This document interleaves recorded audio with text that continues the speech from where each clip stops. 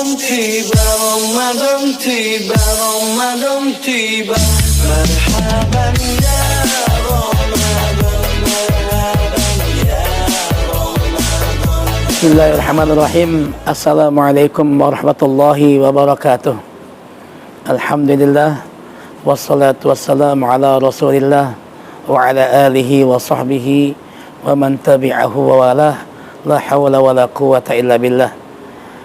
Ikhwatal iman rahimakumullah. Bersyukur kita kepada Allah Subhanahu wa taala yang sampai pada hari ini kita masih diberikan kesempatan untuk menambah amal baik kita, untuk berpuasa di bulan suci Ramadan, bulan yang penuh dengan keberkahan, bulan yang dimana Allah turunkan Al-Quran.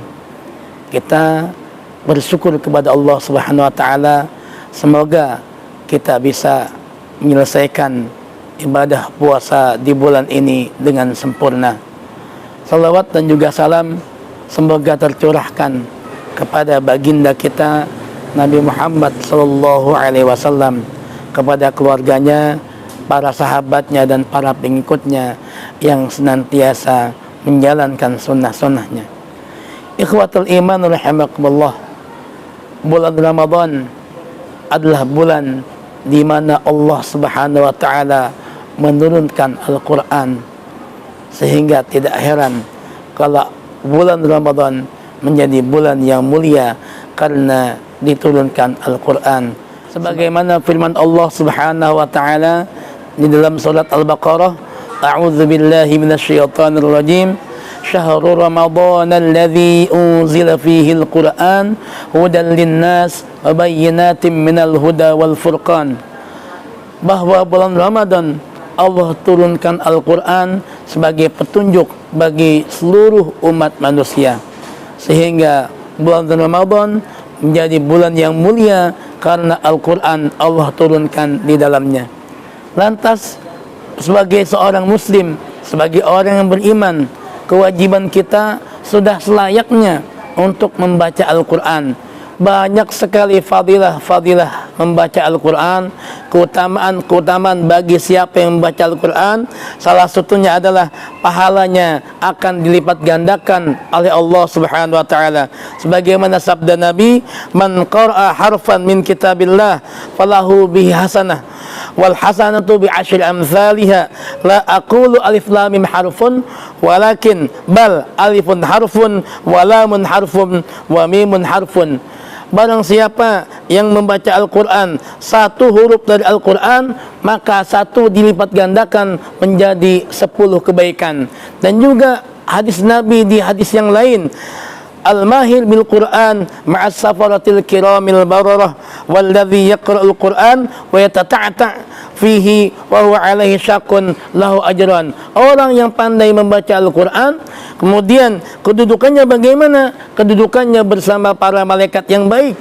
Kemudian orang yang membaca Al-Quran api terbata-bata, dia tetap mendapatkan pahala dari Allah Subhanahu wa taala. Dan kedudukan Al-Quran, keutamaan Al-Quran bagi seorang mukmin, bila ia membaca, dia akan menjadi pembeda, akan membedakan antara orang mukmin yang membaca Al-Quran dan juga orang mukmin yang tidak membaca Al-Quran. Orang yang beriman dan dia membaca Al-Quran seperti buah utrujah, rasanya manis, baunya harum. Orang mukmin yang tidak membaca Al-Quran seperti buah kurma, rasanya manis tapi baunya tidak ada.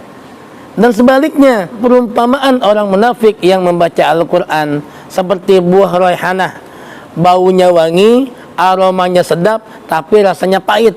Karena kita ketahui orang munafik, dia hanya di mulut manis, tapi hatinya tidak beriman kepada Allah Subhanahu wa taala.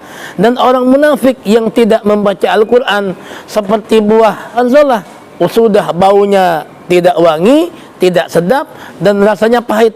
Itulah kedudukan bagi orang-orang yang membaca Al-Quran dan yang tidak membaca Al-Quran. Orang beriman yang membaca Al-Quran dan orang yang beriman tidak membaca Al-Quran. Begitu juga munafik yang membaca Al-Quran dan juga orang munafik yang tidak membaca Al-Quran. Yang ketiga, keutamaan daripada keutamaan yang banyak bagi orang-orang yang membaca Al-Quran adalah Al-Quran akan memberikan syafaat bagi kita pada hari kiamat kelak. Iqra'ul Quran fa innahu ya'ti yaumal qiyamah syafi'an li ashabihi. Bacalah Al-Quran karena pada hari kiamat nanti Al-Quran akan datang kepada kita memberikan syafaat. Ikhwatal iman rahimakumullah, terakhir bahwa kita harus tahu bagaimana kemuliaan Al-Quran, bagaimana Al-Quran menjadikan bulan Ramadan bulan yang mulia, bulan Sayyidus Syuhur, karena di dalam bulan Ramadan Allah turunkan Al-Quran. Kita juga tahu bagaimana malam Lailatul Qadar, malam yang mulia, malam yang lebih mulia daripada 1000 bulan, karena di malam itu Allah turunkan Al-Quran. Malaikat Jibril menjadi hulunya malaikat, karena malaikat Jibril bertugas menyampaikan wahyu, bertugas menyampaikan Al-Quran kepada Nabi Muhammad sallallahu alaihi wasallam. Begitu juga Nabi kita Nabi Muhammad sallallahu alaihi wasallam menjadi Sayyidul Anbiya wal Mursalin, pemimpin para nabi, karena Rasulullah sallallahu alaihi wasallam mendapatkan Al-Quran, manusia yang sangat mulia, manusia yang sangat sempurna, karena Rasulullah, bahkan akhlak Rasulullah adalah Al-Quran. Dan bagaimana kita kalau kita mendapati di dalam diri kita Al-Quran, kita bermusahabah dengan Al-Quran, kita selalu bersama dengan Al-Quran, selalu membacanya, bahkan mengamalkan, maka tidak heran kalau kita menjadi manusia yang Allah muliakan karena di dalam diri kita ada Al-Quran. Demikian ikhwatal iman, semoga bulan Ramadan ini bulan menggiatkan kita untuk selalu dekat dengan Al-Quran, untuk selalu membaca Al-Quran, bahkan mengamalkan Al-Quran, sehingga Allah Subhanahu wa taala akan mengangkat derajat kita di dunia maupun di akhirat. Aqulu qawli hadza, mohon maaf lahir batin. Wassalamualaikum warahmatullahi wabarakatuh. Ramadan tiba, marhaban ya